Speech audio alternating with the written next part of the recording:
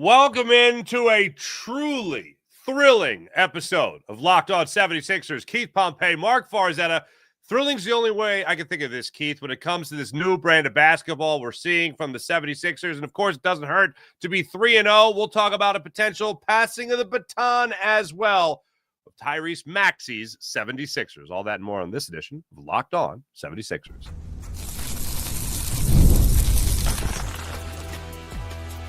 You are Locked On 76ers, your daily Philadelphia 76ers podcast, part of the Locked On Podcast Network, your team every day.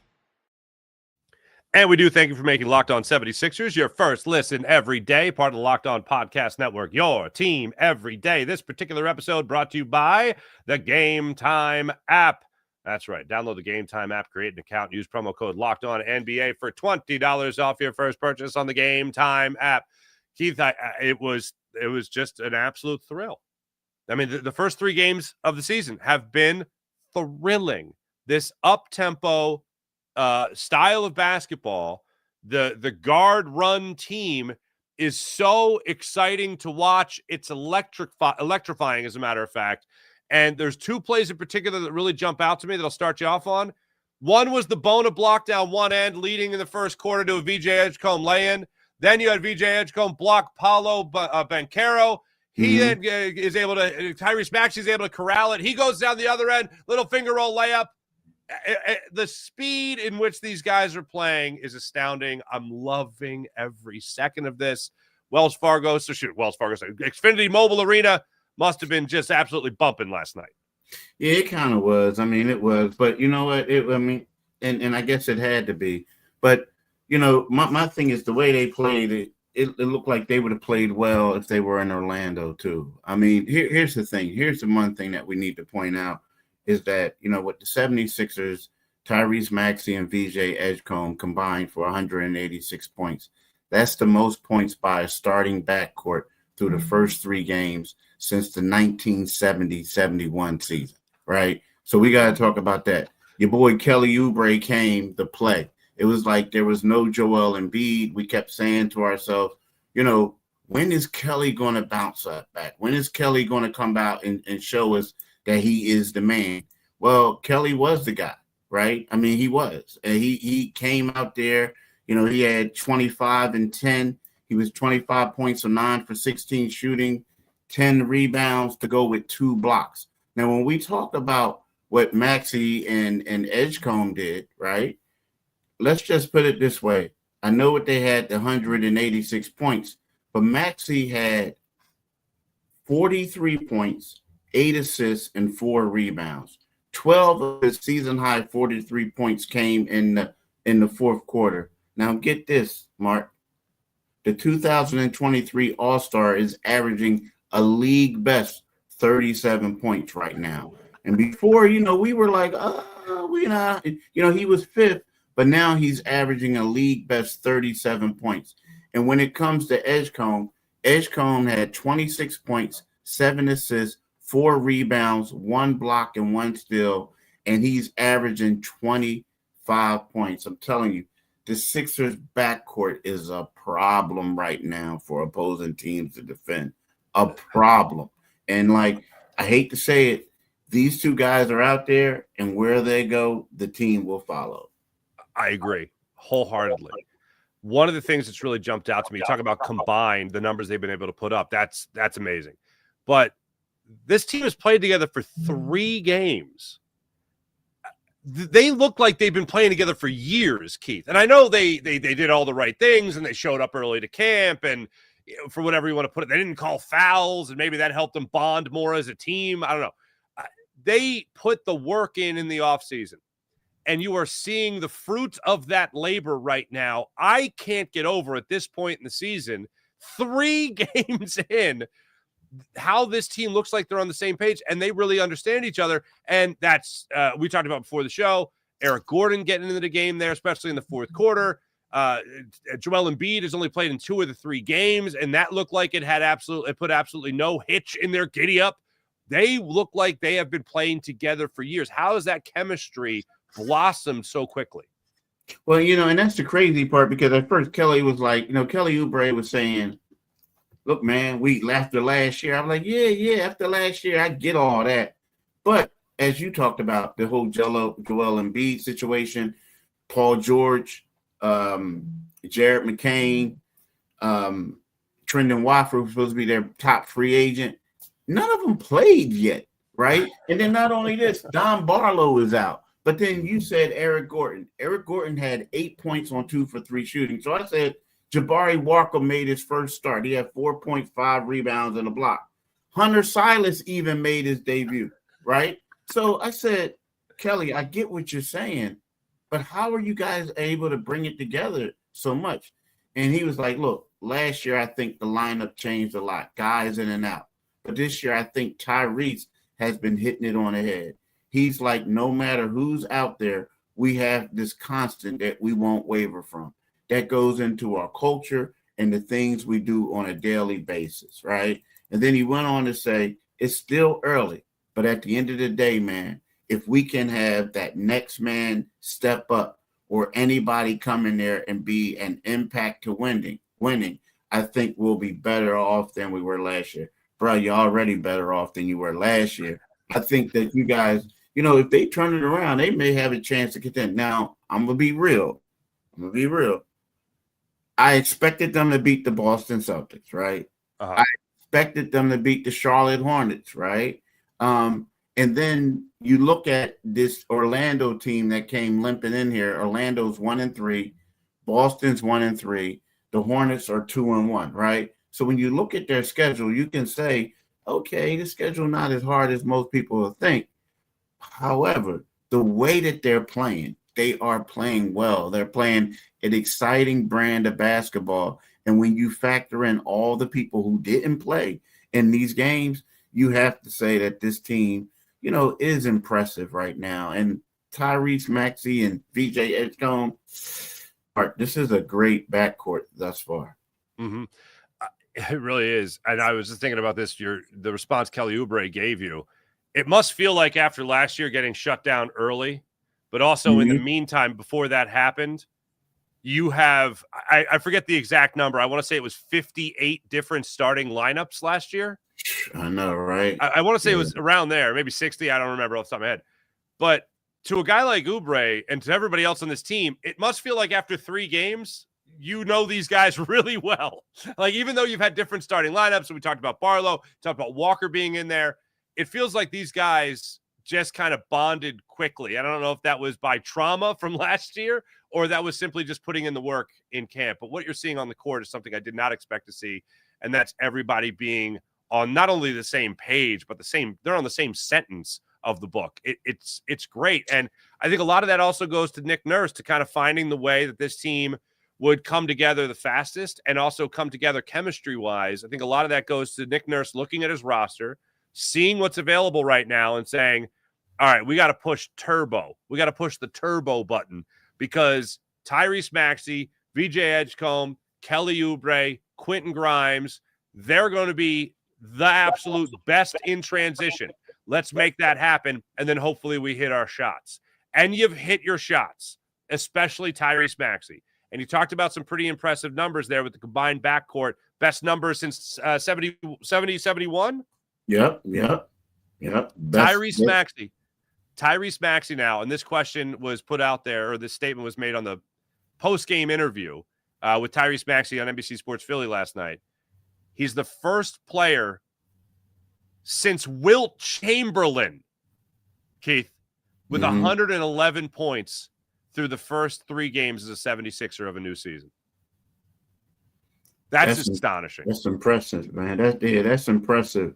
That's impressive. And, the thing is, you look at it and, it's funny. Last night, I got a good friend of mine. It was like we were texting late. Man, it was crazy. It's like, hey, this dude's still up. But anyway, so this morning is up. And he was like, you know what, Keith?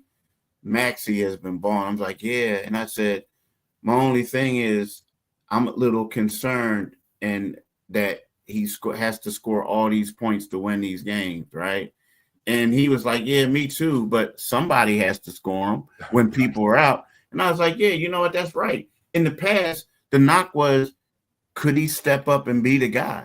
And now he is stepping up and being a guy. You remember before he would score a lot of points, but in the fourth quarter is when stuff would like stall for him. He would struggle a little bit. Mm-hmm.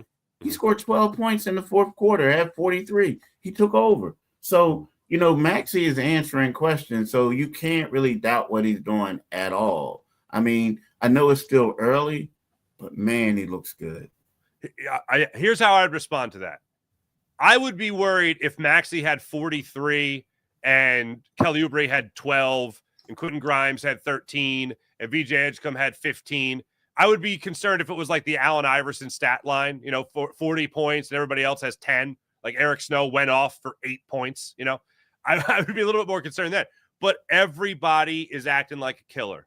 And I love that. And I know we're going to get into the Joel Embiid thing and Paul George thing, but I'm going to go with what a lot of people have said to this point, and this is going to be a fun ride. I'm going to enjoy it as long as it lasts. And the way they're playing, it looks like they're going to last. We're also going to talk about the adjustment that the league can make for VJ Edgecombe. We're going to talk about how you incorporate Paul George down the line and Joel Embiid, and talk about how the Sixers team can just keep on winning starting up the season 3-0. He's Keith Pompey, your 76ers beat writer, Inquirer.com. Make sure you're reading him there. My name is Marc Farzetta. Back right after this, talking more Sixers on Locked On 76ers. And right now, let me tell you about the Game Time app. I really hope you guys are enjoying the Game Time app and how much fun it is being at the game. Imagine how much fun it must have been last night while you see Tyrese Maxey streaking down the court after corralling a block from VJ Edgecombe and watching Dembona send it into the stands as well, and watching the 76ers win that game over the Orlando Magic last night, one of their best tests in the young season. Imagine being on hand for something like that. Game Time puts you in the action. Game Time app is where it's at when it comes to reliable tickets. The Game Time guarantee. They also have zone deals, for instance, where you could get into a game at a great low price. You pick the section, they pick the tickets, and you get great savings. You can find NBA tickets for under $25 on the Game Time app, and their all-in pricing feature lets you know exactly what you're paying before you check out. So when you go to check out, it's not like, whoa, how did these $25 tickets become $40? What's going on? Game Time lets you know everything right up front. Plus, you could view your seat before you buy it, so you know exactly what you're looking. You literally take the guesswork out of buying tickets on the Game Time app. So download the Game Time app, create an account, use promo code LOCKEDONNBA for $20 off your first purchase. Terms apply. Again, use promo code LOCKEDONNBA for $20 off. Swipe, tap, ticket, go on the Game Time app.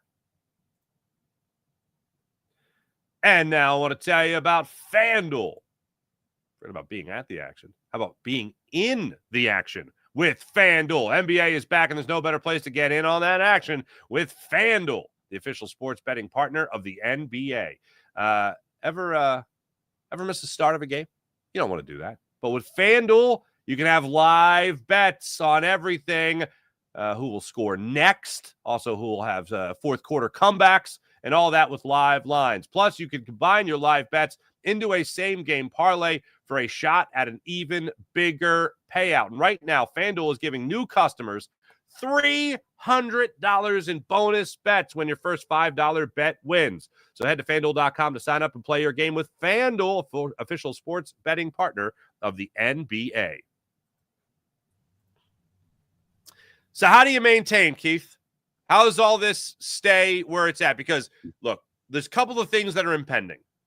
One is Embiid being back, from the back-to-back situation and also ramping up past 20 minutes. Nick Nurse alluded to that after the Charlotte game, where he had 20 points, by the way. Let's not forget that. 20 points in 20 minutes. Paul George is going to come back. Then you're also going to have the Jared McCain come back. But then you're also going to have that adjustment the league is going to make to VJ Edgecombe, similar to the way they did towards the end of Jared McCain's rookie run in his final 4 games or so of the 23 he played during his rookie season. How do you maintain this high level with guys coming back and also the league adjusting to what the Sixers are doing now? Well, let me address the league adjusting first. When everybody comes back, I think it's just going to make VJ Edgecombe harder to guard, to be honest with you. I just do. I mean, yeah. And the reason why I'm saying that is because right now when we're looking at it, like, let's keep it real. This dude is averaging 25 points. And what are teams saying right now, the second 2 games? they're saying, I mean, the last 2 games, all right, young boys on the top of the scouting report, him and Maxey, right? Now, when these other guys come back in, it's going to be like, well, maybe we can't. We gotta see what Paul George is going to do and what Joel Embiid is going to do and some of these other guys, right? So I feel like he's going to get more opportunities, believe it or not. Now, his scoring may go down, but I think that we're going to see more of those acrobatic dunks and all this other stuff because he's going to be left open a lot, and he's just going to be crashing the boards. Now, the best thing is, if I'm Joel Embiid and I'm Paul George, I'm looking at this and saying, life is good. Thank you, Jesus. Thank you, Allah. Thank you, whomever, right? Lord, I'm about to get paid and the pressure is off. All I got to do is roll in and be a role player. Kind of like Joel Embiid said after the second game. Like after the second game, it was like, the reporter asked him, hey, this team is playing better without you. This year, how you do? Oh, it's been 12 years. Oh, I like it. Well, look, now you don't have any pressure. So I honestly think that with Joel, we know Joel's going to have times where he's going to dominate and all this. But right about now is just, Joel, try to be the anchor of the defense. Try to do some other things like play well, do whatever. PG, right now, Nick Nurse is saying that on the defensive end, you're a terror, right? What happened in the first 2 games? Defensively, it was like a layup line. So Paul George can help that.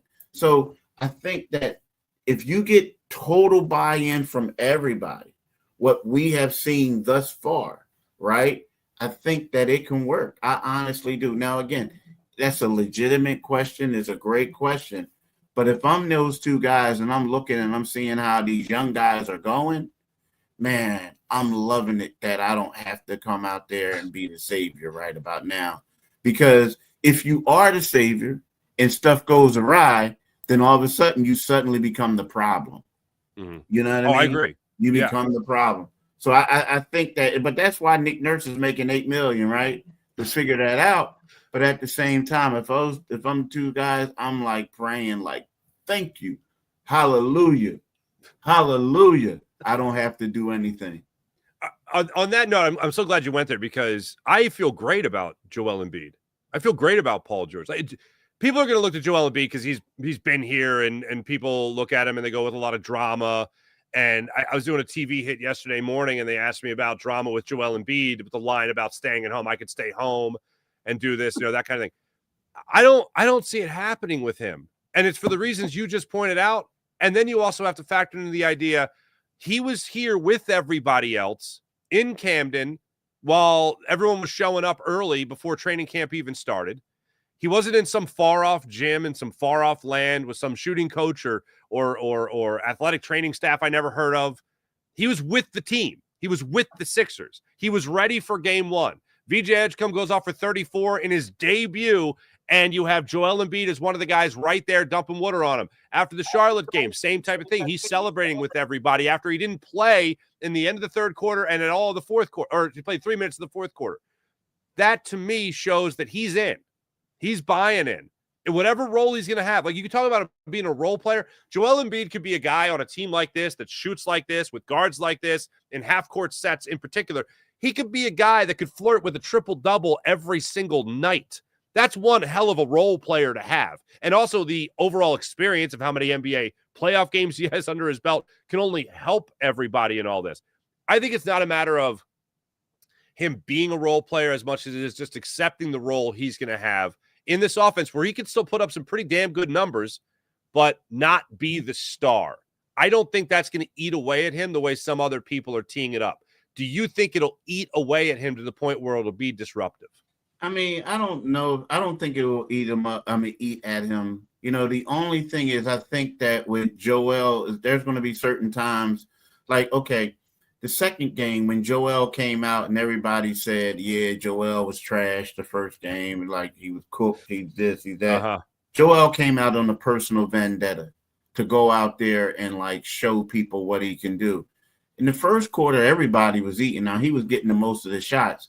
But then I felt like when he came back in the second quarter, it was like straight, I ain't passing the ball. I'm just gunning, right? Well, I think in those instances, when you have a guy like it's easy to say that VJ Edgecombe is not being aggressive. Well, was he not really being aggressive, or was it kind of like y'all just took the show and he's a rookie and he's just like, okay, I'll just get what I get. Like, you know what I mean? Like, it's kind of like you eating up all the food and then saying, boy, you better hurry up and get to more. If not, you ain't going to have it. You ain't going to have none. And then there's crumbs left, right? So I think that there's going to be times where Joel is going to be feeling it and wanting to dominate. And then he also has to realize, like, yo, the balance is the best for us. It will make us blow this team away.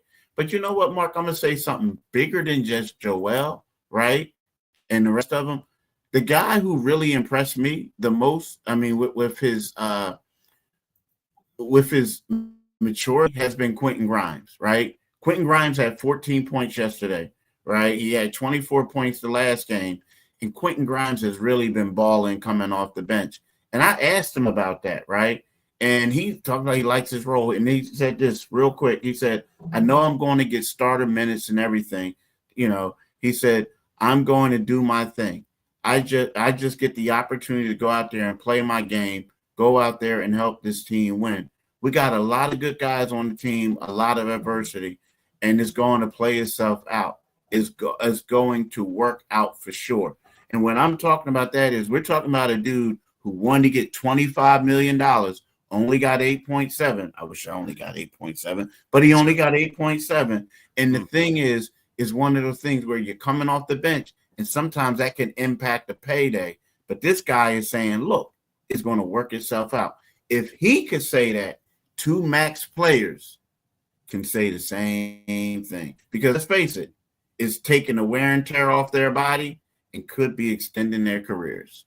That's a great point. And I also like to point out that Keith and I both would like $25 million.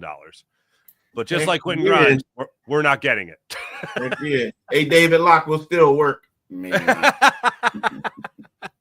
Real quick, I just want to show that these people are excited, man. Jason A just says, loves this team. Better not trade Oubre. I'm with you. Absolutely. Got to get season tickets for real. Says Keys. A says, let's go Sixers. Tyvita. What's up, Tyvita? How you doing? And also Philly Rican, I guess. Rican. Clap your hands, everybody. Oh, I get it. Yeah, I like that. I like that. Yeah, you get it. I get it. We're all on the same page. Yeah, so with 77, clap your hands, everybody. Yeah, we're ready to go, man. Everyone's ready to go. Everyone's really excited about this 76ers team. When we come back, we'll talk a little bit about this Washington Wizards matchup tonight down in D.C. Sixers got on the train last night. We'll talk about that when we return. This is Locked On 76ers. Like and subscribe on the Locked On 76ers YouTube channel. Now I'm going to tell you about Rippling. That's right. Rippling.com/LockedOnNFL. Make sure you guys check it out if you're a business owner. Here's the truth. SaaS promised to make work easier, but now the average company is buried by hundreds of apps that slow down your teams and simply don't work together. That's not SaaS. That's sad. Software as disservice. That's why you need Rippling. Rippling is a unified platform for global HR, payroll, IT, and finance all in one place. They've helped millions of businesses replace a mess of disconnected tools with one system designed to give leaders clarity, speed, and control. Everything from onboarding to payroll to IT access runs automatically and perfectly in sync. It's seriously simple to use and gives companies one source of truth for their people, data, and everything they touch. And right now, you can get 6 months free when you go rippling.com/LockedOnNBA. That's rippling.com/LockedOnNBA. Learn more at rippling.com/LockedOnNBA. That's rippling.com/LockedOnNBA for 6 months free. And now I got to tell you about Monarch. You got to be using Monarch. Help you save, help you with your spending, help you track all your accounts because let's be honest, most of us can't name all our financial accounts, let alone what they're worth between 401ks, savings, and investments. It's easy to lose track, and that can mean leaving money on the table. That's why I started using Monarch, an all-in-one personal finance tool that brings your entire financial life together in one clean, easy-to-use interface on your laptop or your phone.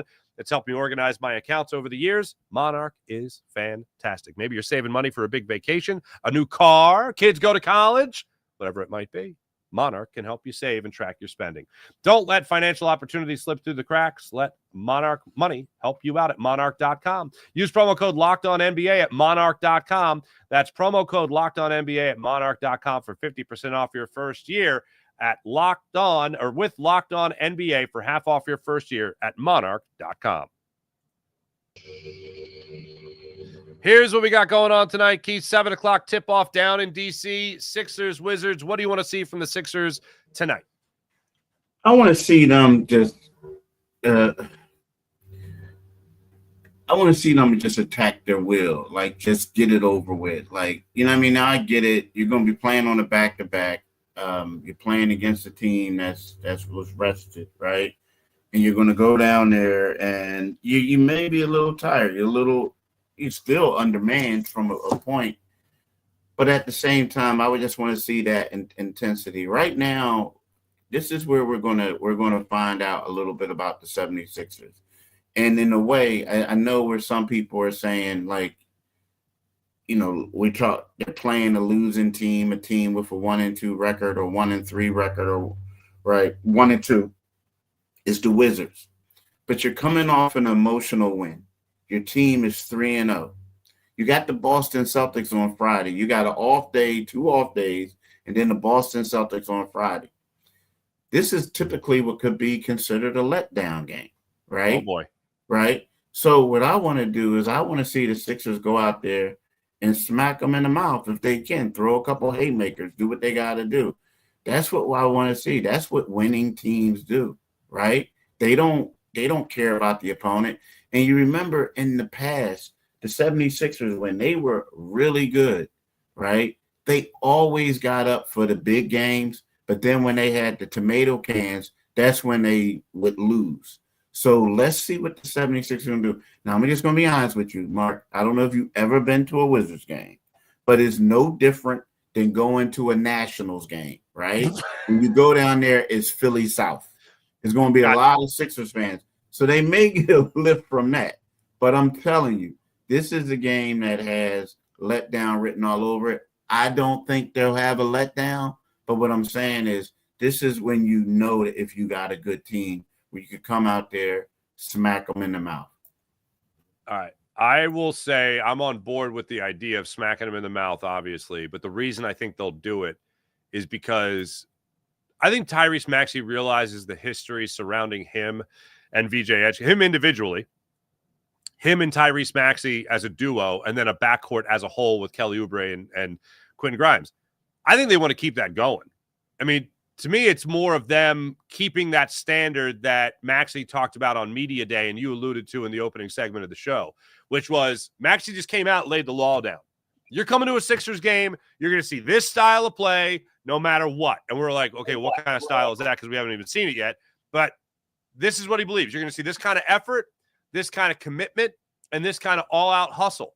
That's what you're going to see. He talked about that in his post-game interview last night while he was on the court, that's the style that they want to see. I haven't heard him ask this question yet, but making the connection between what he said on Media Day and what we've seen through the first 3 games and hopefully 4 games tonight is I believe that he understands the state that they're in, where it's not just about beating the team in front of them, but it's about playing to their standard. I'll use the line from Jalen Hurts.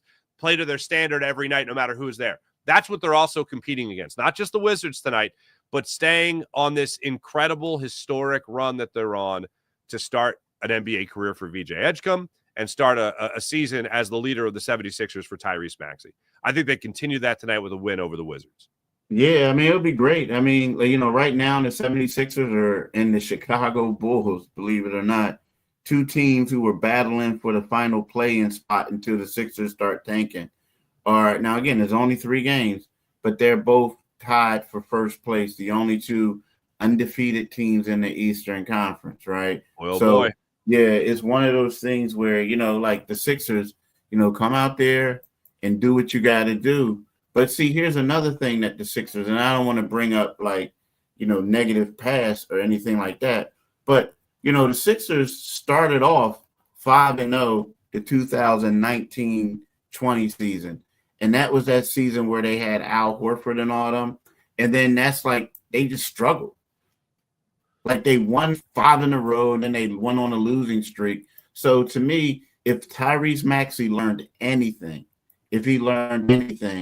is that he knows that you can't take games for granted. You can't get too high, right? You can't get too high thinking like, yo, we are here and we are there. Like we're going to do things. Now, Tyrese wasn't on that team, but at the same time, he's been on other teams where they had great performances followed up by duds. So, you know what I mean? Now, yes. The good thing, hopefully for the Sixers, we'll find out if Joel Embiid comes back tonight. I mean, he did mention, he tweeted out that I have a game tomorrow. So with that being said, I do think that Joel's going to play. But, right now we're looking at it, the Bulls play the Atlanta Hawks. The Bulls played the Atlanta Hawks yesterday. Let me see if the Bulls play today.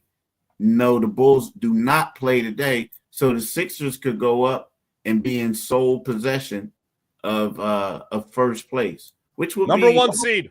Number one seed, Keith. Which is only 4 games, but at the same time, that's pretty good for a team that we're down with a team that was down 2 starters yesterday and still won the game. How about that?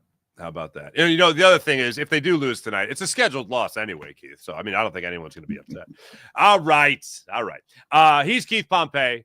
I'm Marc Farzetta. Make sure you guys are reading Keith Pompey on Inquirer.com. We do thank you for making Locked On 76ers your first listen every day, part of the Locked On Podcast Network for your next listen. How about Locked On Fantasy Basketball with Josh Lloyd, the number 1 fantasy basketball podcast, giving you daily tips and helping you not only win your league, but also make you the smarter NBA fan. Find Locked On Fantasy Basketball on YouTube or wherever you listen to your podcast, part of the Locked On Podcast Network, your team every day. For Keith Pompey, I'm Marc Farzetta. Back with you guys tomorrow, following hopefully a 4-0 start to the 76ers season. Like and subscribe to Locked On 76ers. See you tomorrow. Deuces.